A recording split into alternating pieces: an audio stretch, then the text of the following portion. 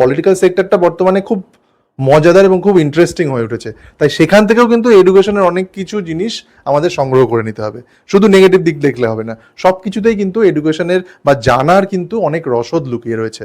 তা সেইগুলোই কিন্তু আমরা খুঁজে খুঁজে বের করার চেষ্টা করছি। দেশে বেকারত্ব, আমি আসছি ইংরেজি উদাহরণও দেব, তবে বাংলাটা দিয়ে শুরু করছি। বেকারত্ব খুব বেড়েছে, এটা একটা সোজা কথা, এর মধ্যে কোনো রকম ভুল ত্রুটি নেই যে বেকারত্ব সত্যি খুব বেড়েছে। তাই সোজা কথা একজন পলিটিশিয়ান কতটা ঘুরিয়ে ফিরিয়ে ঘুরিয়ে পেঁচিয়ে বলতে পারেন, দেখুন সেটা। যুব সমাজের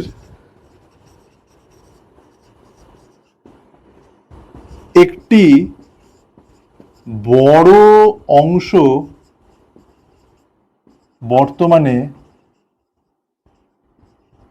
কর্মসংস্থানের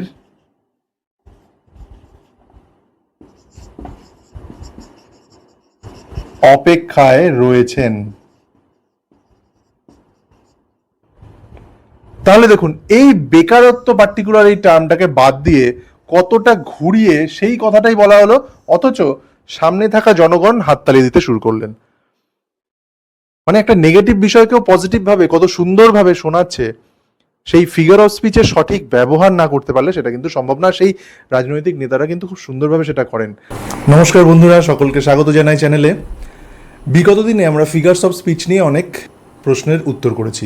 বিগত যে মক টেস্ট ছিল, আপনারা যে প্লে লিস্টে গিয়ে দেখবেন যে ইংরেজি গ্রামারে সিটেটে যে সমস্ত প্রশ্নগুলো এসেছিল, সেখানে খুব গুরুত্বপূর্ণ একটা ইংরেজি গ্রামারের টপিক ছিল এই ফিগার্স অফ স্পিচ। মানে প্রায় প্রতি বছরই কিন্তু 3-4টে করে প্রশ্ন আসছে এই টপিক থেকে। তাহলে ফিগার অফ স্পিচ নিয়ে কোন কোন বিষয়গুলো খুব গুরুত্বপূর্ণ সেগুলো কিন্তু আমি এক্সপ্লেন করেছি এর আগে একটা ভিডিওতে, সেটা ফার্স্ট পার্ট ছিল।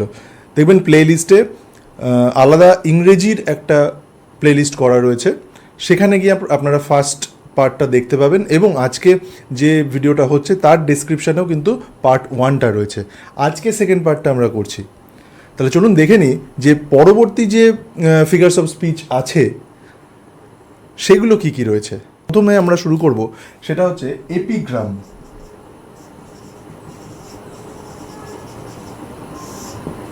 এপিগ্রাম বিষয়টা কি? এপিগ্রাম হচ্ছে খুব অল্প কথায়, অল্প শব্দে এমন কিছু বলা হয় যেটার অর্থ কিন্তু খুব গভীর। এই ধরনের যে টার্ম, যে ধরনের যে অলংকার বাক্যে ব্যবহার করা হয়, সেটাই হচ্ছে এপিগ্রাম। আমি একটা বাক্য বলি, the child is the father of the man. তাহলে খুব ভালোভাবে দেখুন বাক্যটায়, the child is the father of the man, মানে বাচ্চাটি তার বাবার বাবা। এটা বাস্তবে কি সম্ভব? কখনো সম্ভব না। কিন্তু এখানে যে আমি যে এপিগ্রামের বিষয়টা বললাম, যে গভীর কিছু অর্থ প্রকাশ করছে, মানে বাচ্চাটার যে বুদ্ধিমত্তা, সে ছোট হওয়া সত্ত্বেও তার যে বুদ্ধিমত্তা, সেটা যেন তার বাবার বুদ্ধিকেও সব কিছুকে ছাপিয়ে যাচ্ছে। তাহলে সেক্ষেত্রে এই বাচ্চাটিকে আরো বেশি হাইলাইট করা হচ্ছে এই বাক্যটার মাধ্যমে। মানে খুব সাধারণ কিছু বাক্য, খুব সাধারণ কিছু কথা, যেটার অর্থটা কিন্তু অনেকটা গভীর। ঠিক সেই বিষয়গুলোকেই বলা হচ্ছে এপিগ্রাম। আরেকটা বাক্য দিয়ে আরো একটু ক্লিয়ার হবে, speech is silver but silence is golden. মানে কথা বলা ভালো, কিন্তু কখনো কখনো নীরব থাকা সেটা কিন্তু অনেক বেশি মূল্যবান কথা বলার থেকে। তাহলে একটা গভীর অর্থবহ এই বাক্যটা, আর এই ধরনের যে বাক্যের ব্যবহার, সেটাকেই বলা হচ্ছে এপিগ্রাম। কিছু ছোট ছোট ফ্রেজ দেখে রাখুন। Open secret, silent rebuke, white লাই। তাহলে এই ছোট ছোট শব্দগুলো পড়ে কিন্তু অবাক হতে হয়, ওপেন সিক্রেট, তাহলে গোপন কিছু সেটা আবার ওপেন কি করে হয়? তাহলে এই এই যে ছোট দুটো ওয়ার্ড, এটা কিন্তু একটা বিশাল অর্থ বহন করছে। এই ধরনের ব্যবহারই কিন্তু ফিগার অফ স্পিচটাই হচ্ছে এপিগ্রাম। এরপরে যে ফিগার অফ স্পিচটা বলবো সেটা কিন্তু দারুণ ইন্টারেস্টিং, যেটাকে বলা হচ্ছে অক্সিমোরন। আমি এক্সাম্পল আগে দিচ্ছি, সুইট সরো, ডিফেনিং সাইলেন্স। দেখুন দুটো ওয়ার্ড, সুইট সরো। সুইট মানে খুব মধুর, খুব মিষ্টি, সরো মানে হচ্ছে দুঃখ। তাহলে দুঃখ কি খুব মধুর বা খুব মিষ্টি, খুব ভালো কিছু হয় কি? তাহলে দুটো সম্পূর্ণ বিপরীত অর্থবহ দুটো শব্দ, পরস্পর বিরোধী দুটো শব্দ, কিন্তু পাশাপাশি বসেছে। তাহলে এই ধরনের ব্যবহার, এই ধরনের যে অলংকারের ব্যবহার, ফিগার অফ স্পিচ, সেটাই হচ্ছে অক্সিমোরন। পরস্পর বিরোধী দুটো সম্পূর্ণ বিপরীত ধর্মী শব্দ পাশাপাশি যখন বসে, সেটাই হচ্ছে অক্সিমোরন। ডিফেনিং সাইলেন্স, ডিফেনিং মানে বধির করে দেওয়া, কানে শুনতে পাওয়া যায় না এমন, বধির করে দেওয়ার মতো সাইলেন্স। সাইলেন্স তো নিজেই নীরবতা। সাইলেন্সে কি আর এমন কোনো বিশাল জোরে আওয়াজ হয় যে মানুষ কানে শুনতে পাবে না? কিন্তু ডিফেনিং সাইলেন্স, দুটো সেই জন্যই দুটো সম্পূর্ণ বিপরীত শব্দ, সম্পূর্ণ বিপরীত শব্দ দুটো। দেখুন, ডিফেনিং মানে কানে শুনতেই পাবে না এমন কোনো, এমন বিকট আওয়াজে সাধারণত ডিফেনিং শব্দটা ব্যবহার হতে পারে, কিন্তু এখানে কখন ব্যবহার হচ্ছে? সাইলেন্সে, যেখানে নীরবতা বজায় থাকছে। তাহলে যেখানে কোনো আওয়াজ নেই, কিছু নেই, সেখানে ডিফেনিং শব্দ কী করে হয়? এই কারণেই দুটো সম্পূর্ণ বিপরীত ধর্মী শব্দ বলেই, এবং সেটা পাশাপাশি বসেছে বলেই এর যে ফিগার অফ স্পিচ সেটাকে বলা হচ্ছে অক্সিমোরন। এরপরে যে ফিগার অফ স্পিচটা বলবো সেটা কিন্তু আরও বেশি আকর্ষণীয়। কেন আকর্ষণীয়? কারণ আমরা প্রত্যেকটা সিনেমা বা যে কোনো চলচ্চিত্রে আমরা কিন্তু এই বিষয়ের সামনে দেখতে পাই। কিভাবে? দেখুন, ফিগার অফ স্পিচটা হচ্ছে ক্লাইম্যাক্স। একটা গ্রাফ কল্পনা করুন, এইভাবে এইভাবে উঠছে গ্রাফটা, একদম পিকে পৌঁছলো। মানে কোনো কিছুর তীব্রতা বা কোনো কিছুর গুরুত্ব, কোনো মুহূর্ত, এমন একটা মুহূর্ত যে মুহূর্তটায় আপনার উত্তেজনাটা একদম পিকে পৌঁছচ্ছে।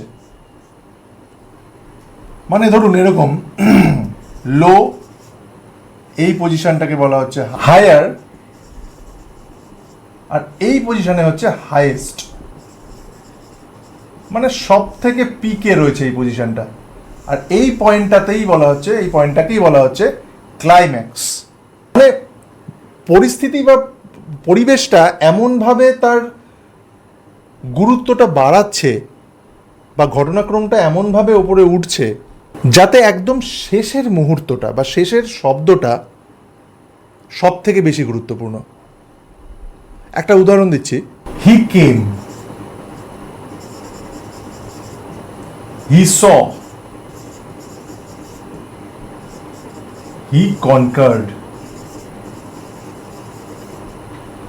সে এলো, সে দেখলো, সে জয় করলো, একদম আলটিমেট লেভেলে সে জয় করলো। ভাবুন এইভাবে, হি কেম, হি স অ্যান্ড হি কনকার্ড, একদম আলটিমেট লেভেলে। তাহলে যখন ঘটনা প্রবাহ একদম টপ লেভেল, একদম পিক পয়েন্টে পৌঁছচ্ছে, সেই মুহূর্তটাকে বলা হচ্ছে ক্লাইম্যাক্স। আর এই ধরনের বাক্য যখন আমরা দেখব, সেখানে যে ফিগার অফ স্পিচ ব্যবহার হচ্ছে সেটাকে বলা হচ্ছে ক্লাইম্যাক্স। তাহলে ক্লাইম্যাক্স আইডেন্টিফাই করা খুব সহজ। আশা করি পরবর্তীতে যদি কোনো প্রশ্ন আসে সেগুলো আপনারা খুব সহজেই কিন্তু উত্তরগুলো দিতে পারবেন। আমরা ক্লাইম্যাক্স বুঝলাম, এর ঠিক উল্টোটা হচ্ছে anti climax.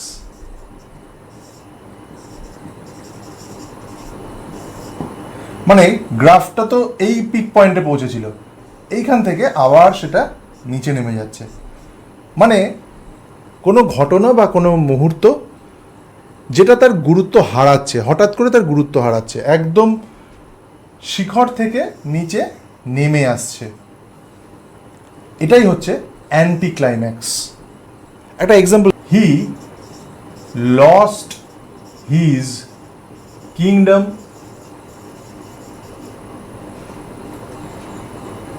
His family, and ultimately his umbrella। একদম গুরুত্ব হারিয়ে ফেলছে, আলটিমেটলি সে কিংডম হারিয়েছে, একটা বড় জায়গা থেকে আস্তে আস্তে ছোট জায়গায় আস্তে আস্তে সে আমব্রেলাতে এসে ঠেকেছে। তাহলে এইভাবে গ্রাফটা নিম্নগামী, আর ঠিক এই পয়েন্টটাই হচ্ছে অ্যান্টি ক্লাইম্যাক্স। আশা করি বিষয়টা বোঝাতে পারলাম।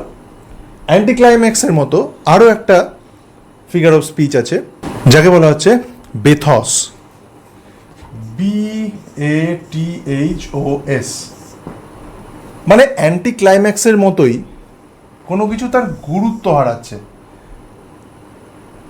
বাক্যটা দেখে আমরা বুঝতে পারছি যে কোনো ঘটনা তার গুরুত্বটা হারিয়ে ফেলছে, মানে একদম শিখর থেকে একদম পাদদেশে নেমে আসছে। কিন্তু এক্ষেত্রে অ্যান্টি ক্লাইম্যাক্সের সাথে একটা সূক্ষ্ম পার্থক্য আছে, মানে পরিস্থিতি বা গুরুত্ব হারাতে হারাতে এমন জায়গায় আসছে সেটা আস্তে আস্তে হাস্যকর বা একটা অপ্রাসঙ্গিক পরিস্থিতি তৈরি করছে, এমন একটা সিন তৈরি করছে যেটা হাস্যকর অথবা অপ্রাসঙ্গিক। একটা এক্সাম্পল দিই, he is ready to sacrifice his life, his honor and his shoes। তাহলে লাইফ একটা খুব গুরুত্বপূর্ণ বিষয়, সেখান থেকে তার পরে আসছে অনার।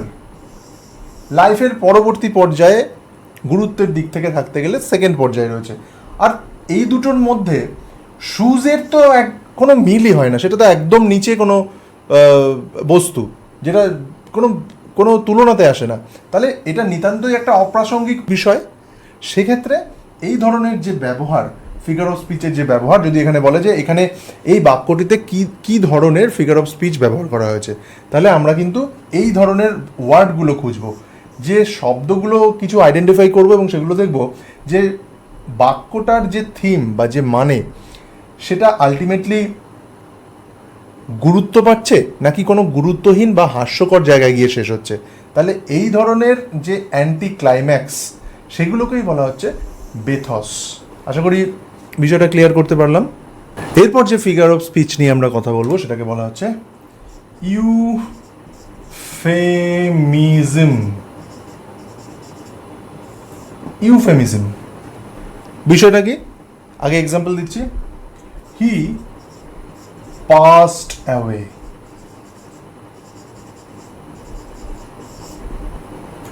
হি পাস্ট অ্যাওয়ে এই কথার অর্থ কি, মানে সে মারা গেছে বা তিনি মারা গেছেন। হি ডায়েড,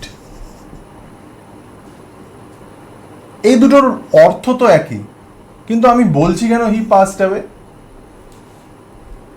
সে মারা গেছে, এই দুটোর অর্থ যেখানে একই, আমরা হি পাস্ট অ্যাওয়ে কথাটা বলছি এই কারণে এটা শুনতে অনেক বেশি ভালো লাগছে, অনেক ভদ্র শোনাচ্ছে, অনেক সম্মানজনক শোনাচ্ছে। কিন্তু এটা একটা অপ্রিয় সত্য, শুনতে খারাপ লাগছে যে সে মৃত বা সে মারা গেছে এই ধরনের কথা।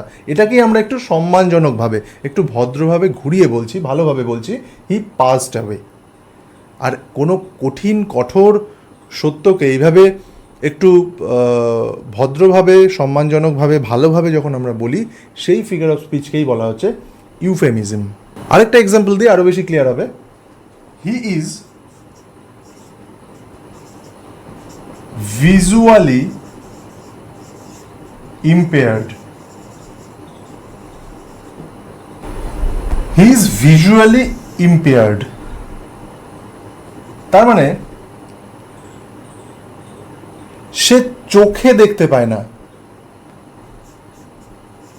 হি ইজ ব্লাইন্ড, একদম সরাসরি তাকে ব্লাইন্ড বলছি, সে অন্ধ।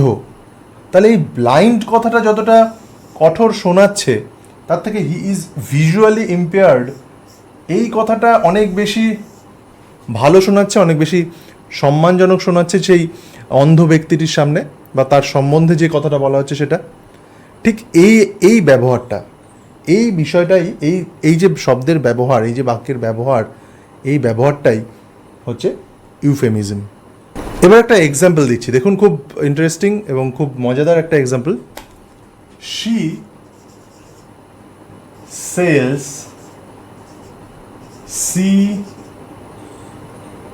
shells on the seashore। খুব ভালোভাবে স্পেলিং গুলো দেখুন। she sells, shells, shells on the seashore। তাহলে এই বাক্যটার মধ্যে দেখুন সমস্ত প্রায় সবকটা শব্দের শুরুতেই S S S S S, একই ধ্বনির বা একই অক্ষরের পুনরাবৃত্তি, রিপিটেশন হচ্ছে।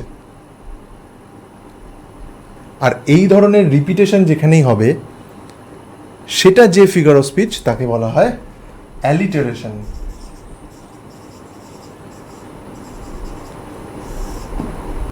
ধ্বনির বা একই সাউন্ডের, বিশেষ করে কনসোনেন্ট সাউন্ডের পুনরাবৃত্তি যখন আমরা যে ফিগার অফ স্পিচ দেখব, সেটাকে বলা হচ্ছে অ্যালিটারেশন। এর পরের ফিগার অফ স্পিচ দেখুন, যে শব্দটা, যে টার্মটা, সেটাও কিন্তু খুব সুন্দর, অনোম্যাটোপিয়া। বিষয়টা কি? ধরুন মৌমাছি গুনগুন করছে, সাপ হিস করে যে একটা হিস হিস সাউন্ড করে, খুব পরিচিত সাউন্ড, ঘড়ি টিকটক টিকটক যে সাউন্ডটা করছে, অ্যাজ ইট ইজ সেই সমস্ত শব্দগুলোই বাক্যের মধ্যে লিখে দেওয়া হয়। যেমন দ্য বিজ বাজড। এই যে বাজ, এটা হচ্ছে মৌমাছির যে গুনগুন শব্দ, সেটাকে ইংরেজিতে বাজ বলা হয়, এবং এটা যে শব্দটা এক্স্যাক্টলি যেরকম শোনায় হুবহু সেটাই ব্যবহার করা হচ্ছে বাক্যে। The snake hissed। সাপের যে যে হিসিং যে সাউন্ডটা, সেই সাউন্ডটা হুবহু ব্যবহার করা হচ্ছে। তা সেই যে হুবহু যে সমস্ত প্রাণী বা বস্তু বা যাই হোক না কেন, সেই সমস্ত ইনসেক্টগুলো সব কিছুর যে আওয়াজটা একই রকম, অ্যাজ ইট ইজ, ঠিক হুবহু সেই রকম ব্যবহারই যখন বাক্যে করা হয়, সেই যে ফিগার অফ স্পিচ তাকে বলা হচ্ছে অনোম্যাটোপিয়া। এরপর যে ফিগার স্পিচটা আমরা দেখব সেটা হচ্ছে টটোলজি, অথবা যাকে বলা হয় প্লিওনিজম। বিষয়টা কি? বিষয়টা হচ্ছে এমন কিছু শব্দ আমরা ভুলভাবেই ব্যবহার করি। এটাকে অলংকারের বদলে বলা যেতে পারে ব্যবহারের ভুল, যেগুলো আমরা মানে অবচেতন মনেই হয়তো ভুলভাবে ব্যবহার করি, যার ফলে বাক্যটা আননেসেসারি বড় হতে থাকে এবং একটা অপ্রাসঙ্গিক কিছু অর্থ তৈরি করে। মানে একই শব্দ বারবার ব্যবহার করা হয়, যার ফলে আননেসেসারি বাক্যটা বড়ও হয়। আই স ইট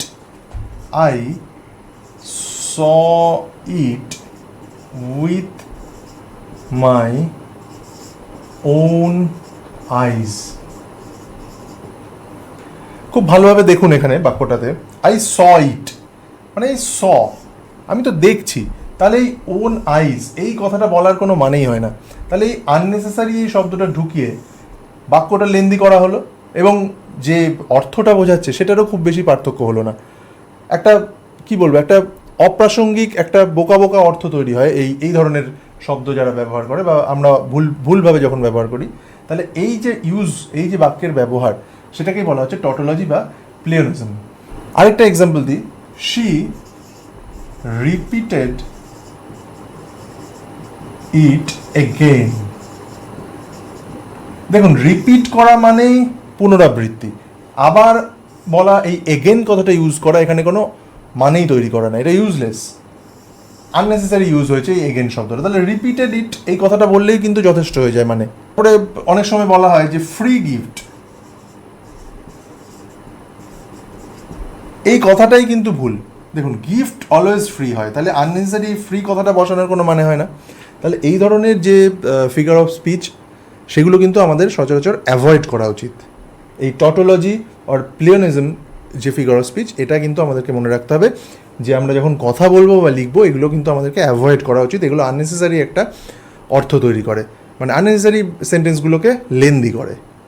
এবার দেখুন, এই যে পান, এই ফিগার অফ স্পিচটা দিয়ে কিন্তু খুব বুদ্ধিদীপ্তভাবে কিন্তু কথা বলা যায়, এবং আমরা এই ফিগার অফ স্পিচের ব্যবহার যদি বাক্যে করি তাহলে খুব সুন্দর একটা সেন্স তৈরি হয় যে যে সামনে থাকা যে মানুষটি সে কিন্তু আমাদের সম্বন্ধে একটা খুব ভালো ধারণা পোষণ করবে যে না, যে ছেলেটি কথা বলছে বা লিখছে তার কিন্তু দারুণ বুদ্ধি রয়েছে, তার জ্ঞানটা কিন্তু দারুণ রয়েছে, এবং খুব ভালো একটা ব্যক্তিত্বেরও প্রকাশ পায় এই পানের ব্যবহার। কীরকম?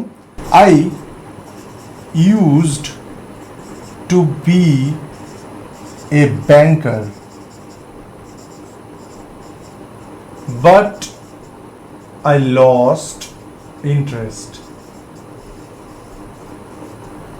আমি আগে ব্যাংকার ছিলাম, ব্যাংকের কর্মচারী ছিলাম, বাট আই লস্ট ইন্টারেস্ট, কিন্তু আমি আমার আগ্রহ হারিয়েছি। এখানে এই ইন্টারেস্ট এই শব্দটা দিয়ে দুরকম অর্থ কিন্তু প্রকাশ পাচ্ছে। একটা হচ্ছে সুদ, আরেকটা হচ্ছে আগ্রহ। তাহলে দুটো ক্ষেত্রেই কিন্তু এই ব্যাংকার শব্দটা সমানভাবে প্রযোজ্য, এবং এই ইন্টারেস্ট দিয়ে আমি কিন্তু দুটো অর্থকে প্রকাশ করছি। এটা কিন্তু খুব ইন্টারেস্টিং একটা ফিগার অফ স্পিচ, মানে আমি একটা শব্দের ব্যবহার দুটো অর্থে করছি এবং খুব বুদ্ধিদীপ্ত প্রয়োগ হচ্ছে সেটার। The math teacher has to many problems.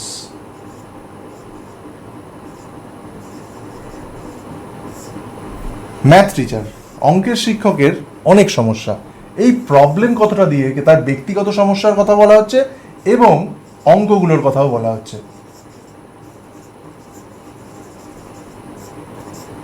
তাহলে এই প্রবলেম শব্দটা আমি দুটো অর্থে ব্যবহার করছি, যারা বোঝার তারা কিন্তু বুঝে যাবে। তাহলে কতটা বুদ্ধিদীপ্ত ব্যবহার যে একটা বাক্যে একটা পার্টিকুলার শব্দ দিয়ে দুটো অর্থই কিন্তু প্রকাশ পাচ্ছে, আর এই ধরনের ব্যবহারটাকেই বলা হচ্ছে পান। এবার যে আমরা ফিগার অফ স্পিচ নিয়ে কথা বলবো সেটাকে বলা হচ্ছে হাইপারবোলি বা এক্সাজারেশন। বিষয়টা কি দেখুন, I am so hungry, I could eat a horse। মানে আমি এতটাই ক্ষুধার্ত, আমার এতটাই খিদে পেয়েছে যে আমি একটা পুরো ঘোড়া খেয়ে ফেলতে পারি। তাই বাস্তবে কি সম্ভব? কিন্তু আমার খিদেটার কতটা তীব্রতা সেটা বোঝানোর জন্য এতটা অতিরঞ্জিত করে বলা হলো। আর এই যে ফিগার অফ স্পিচ বা অলংকার সেটাকেই বলা হচ্ছে হাইপারবোলি বা এক্সাজারেশন। আরেকটা এক্সাম্পল দিই, I have told you a million times, মানে লক্ষ লক্ষবার আমি তোমাকে বলেছি। তা এটাও যেমন অসম্ভব একটা বিষয়, মানে আমি বহুবার বলেছি সেটাকে একটু অতিরঞ্জিত করে অতিশয়োক্তি হলো এই মিলিয়ন টাইমস। তাহলে এরকম ব্যবহারগুলো আমরা যত কিন্তু আমাদের কথায় বা লেখায় করব তত সেটা দেখতে সুন্দর হবে। আর অলংকার কেন, সেই বাক্যটাকে বা সেই কথাটাকে আরো বেশি সুন্দর করে তোলার জন্যই সেই অলংকারের ব্যবহার বা ফিগার অফ স্পিচের ব্যবহার। আর এটাকেই বলা হচ্ছে হাইপারবোলি বা এক্সাজারেশন। এবার যে ফিগার অফ স্পিচ দেখবো সেটা হচ্ছে এক্সক্লামেশন। মানে আমরা যখন মনের খুব আনন্দ হয় আমাদের মনে বা খুব দুঃখ হয়, সেই আবেগটাকে আমরা যখন জোর দিয়ে প্রকাশ করি সেক্ষেত্রে যে অলংকারের ব্যবহার বা ফিগার অফ স্পিচের ব্যবহার করি সেটাই হচ্ছে এই এক্সক্লামেশন। যেমন ধরুন, wow, what a beautiful scene. এই যে ওয়াও কথাটা দিয়ে আমরা এক্সক্লেম করলাম, আমাদের মনের যে অবাক হওয়ার ব্যাপারটা, আমরা যে অবাক হয়েছি এত সুন্দর একটা দৃশ্য দেখে, সেই মনের ভাবটাকে আমরা প্রকাশ করলাম এই ফিগার অফ স্পিচ দিয়ে। আরেকটা এক্সাম্পল দিই, alas we have lost everything.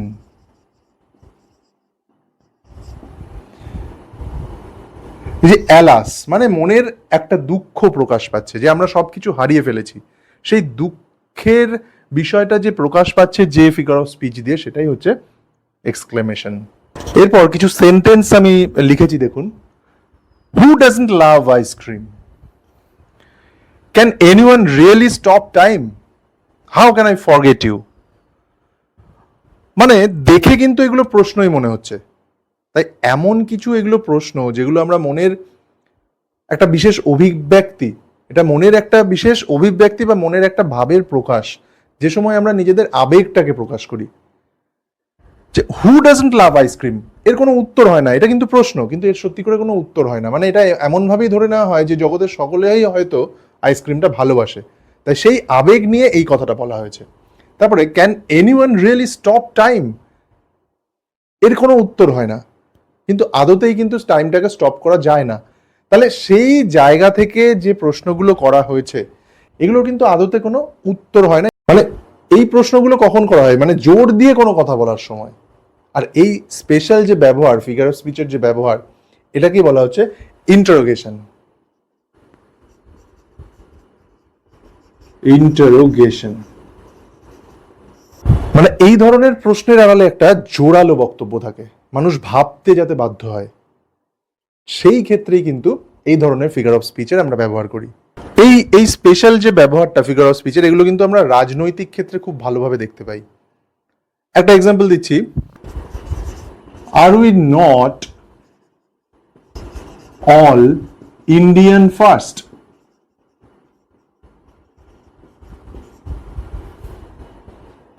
মানে যে কোনো রকমের জাতিভেদ, স্থান, পাত্র সবকিছু পার করে, সবকিছুর ঊর্ধ্বে উঠে আমরা প্রত্যেকে ভারতীয়, সেই কথাটাই জোর দিয়ে বলা হচ্ছে are we not all Indian first. বেশিরভাগ রাজনৈতিক নেতাদের মুখে কিন্তু আমরা এই ধরনের বক্তব্য শুনে থাকি। তাহলে কোনো এর পেছনে একটা গভীর বক্তব্য রয়েছে, একটা জাতীয়তাবাদ চেতনা রয়েছে, সেটাকে এইভাবে প্রশ্নের আকারে কিন্তু আমরা প্রায় শুনি। আরেকটা example, can we really call this a democracy? মানে আমরা কি সত্যি এটাকে গণতন্ত্র বলতে পারি? যে ক্ষেত্রে গণতন্ত্রের কণ্ঠরোধ হয় সেক্ষেত্রে, মানে সেই সমস্ত ক্ষেত্রে রাজনৈতিক নেতারা কিন্তু এই ধরনের বক্তব্য রেখে থাকেন। তাহলে এই ধরনের যে প্রশ্নসূচক বাক্য, সেক্ষেত্রে তার পেছনেও কিন্তু একটা গভীর অর্থ রয়েছে। এর সরাসরি উত্তর কিন্তু হয় না কোনো, কিন্তু একটা পার্টিকুলার বিষয়কে অনেক বেশি গভীরভাবে তুলে ধরার জন্য এই ধরনের ব্যবহার কিন্তু আমরা প্রায় দেখি, যেটাকে বলা হচ্ছে এই ইন্টারোগেশন, ফিগার অফ স্পিচ। এবার যে ফিগার অফ স্পিচটা বলবো, এটা প্রায় বিশেষ করে রাজনৈতিক ক্ষেত্রে কিন্তু আমরা দেখে থাকি, রাজনৈতিক নেতাদের মুখে মুখে। ধরুন একজন দুর্নীতিগ্রস্ত নেতা, তিনি বলছেন আই উইল এন্ড করাপশন, আমি করাপশন শেষ করে দেব। এটা কি বলছেন? একজন দুর্নীতিগ্রস্ত নেতা, তার মনে এক, অথচ মুখে তার ঠিক অপোজিট ওয়ার্ডটা বেরোচ্ছে। এই ধরনের যে ফিগার অফ স্পিচ, এক অর্থে বলা আর যার অ্যাকচুয়াল অর্থ যেটা বলা হয় না সেটা সম্পূর্ণ উল্টো, তাকে বলা হয় আইরনি। আইরনি। তাহলে আশা করি এই ধরনের সেন্টেন্স যদি আপনাদের সামনে আসে এক্সাম পেপারে, খুব সহজে ফিগার অফ স্পিচটা আইডেন্টিফাই করতে পারবেন। এবার আরো একটা ফিগার অফ স্পিচ ব্যবহার করব, সেই এক্সাম্পলগুলো দেব, যেটা এই রাজনীতির ক্ষেত্রে কিন্তু খুব বেশি, রাজনৈতিক মহলে সেটা খুব বেশি দেখতে পাওয়া যায়, রাজনৈতিক নেতাদের মুখে মুখে ঘোরে। আর এই রাজনীতির লোকেদেরকে খুব ভালোভাবে যদি স্টাডি করেন, তাহলে কিন্তু এই যে কথার যে জাগলিং, যে কথার যে ফিগার অফ স্পিচের যে সঠিক ব্যবহার, তারা অত্যন্ত সুন্দরভাবে কিন্তু করেন। এক্ষেত্রে আমি একটা কথা বলছি, দেখুন, একটা সরাসরি কথা, যে দেশে বেকারত্ব, আমি আসছি ইংরেজি উদাহরণও দেব, তবে বাংলাটা দিয়ে শুরু করছি। বেকারত্ব খুব বেড়েছে, এটা একটা সোজা কথা, এর মধ্যে কোনো রকম ভুল ত্রুটি নেই যে বেকারত্ব সত্যি খুব বেড়েছে। তাই সোজা কথা একজন পলিটিশিয়ান কতটা ঘুরিয়ে পেঁচিয়ে বলতে পারেন, দেখুন, সে যুব সমাজের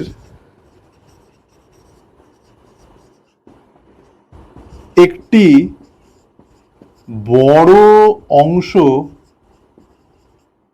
বর্তমানে কর্মসংস্থানের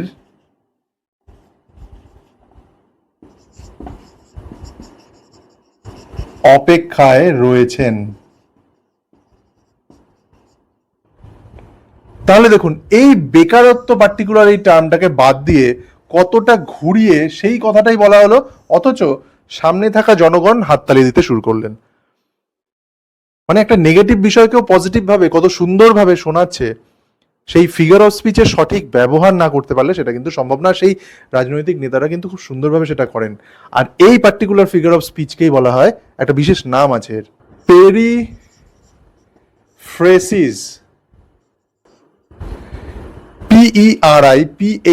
PERIPHRASIS, পেরিফ্রেসিস।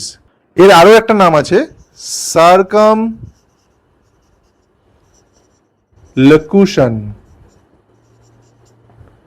সার্কামলকুশন। তাহলে এই যে একটা অদ্ভুত ব্যবহার, কথার যে একটা অদ্ভুত ব্যবহার, সেটা কিন্তু মানে সত্যি তাদের বক্তব্য অবাক হয়ে শুনতে আমাদেরকে বাধ্য করে। আরো একটা উদাহরণ দিই, বেশ মজাদার ব্যাপারটা। বিরোধীরা দুর্নীতিগ্রস্ত, একটা সরাসরি কথা যে বিরোধীরা দুর্নীতিগ্রস্ত। স্ট্রেট ফরওয়ার্ড মানুষ সোজাসুজি এই ধরনের কথা বলবে, কিন্তু যারা একটু বুদ্ধি নিয়ে কথা বলেন, এই ধরনের নেগেটিভ কথাকে পজিটিভ করে বলেন, তারা কিভাবে বলবেন? এই পার্টিকুলার পেরিফ্রেসিস যে ফিগার অফ স্পিচ, সেটাকে ব্যবহার করে বিরোধী দলের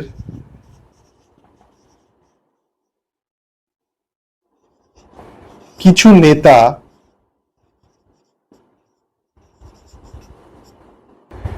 নৈতিকতার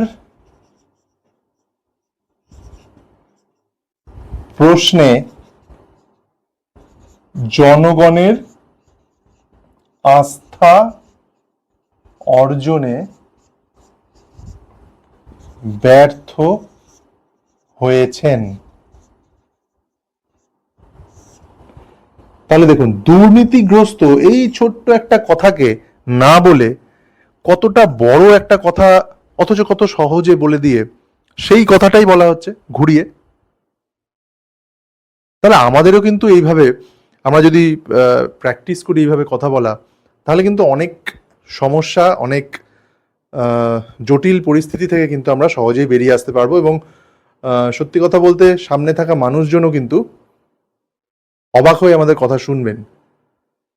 অবশ্যই আমি নেগেটিভ সেন্সে বলছি না, পজিটিভ সেন্সে। এবার ইংরেজিতে একটা সেন্টেন্সের উদাহরণ দিই। একটা কথা ধরুন, উই লস্ট দ্য ইলেকশন। আবার সে একটা পলিটিক্যাল এক্সাম্পল, মানে পলিটিক্যাল সেক্টরটা বর্তমানে খুব মজাদার এবং খুব ইন্টারেস্টিং হয়ে উঠেছে। তাই সেখান থেকেও কিন্তু এডুকেশনের অনেক কিছু জিনিস আমাদের সংগ্রহ করে নিতে হবে, শুধু নেগেটিভ দিক দেখলে হবে না। সব কিছুতেই কিন্তু এডুকেশনের বা জানার কিন্তু অনেক রসদ লুকিয়ে রয়েছে। তা সেগুলোই কিন্তু আমরা খুঁজে খুঁজে বের করার চেষ্টা করছি। উই লস্ট দ্য ইলেকশন, একজন বলছেন, কোনো নেতা। এইবার সেই কথাটাই তারা কিভাবে ঘুরিয়ে বলবেন জনগণের সামনে, যাতে এই যে হেরে যাওয়ার যে অনুভূতিটা, সেই ছোট হওয়াটা তারা যাতে কাউকে বুঝতে না দেন, যে তারা হেরে গেছেন, লজ্জা পাচ্ছেন, সেই ব্যাপারটা কোনো মতেই কিন্তু স্বীকার করা যাবে না। তখন তারা কিভাবে করবেন বিষয়টা? The people have given us an opportunity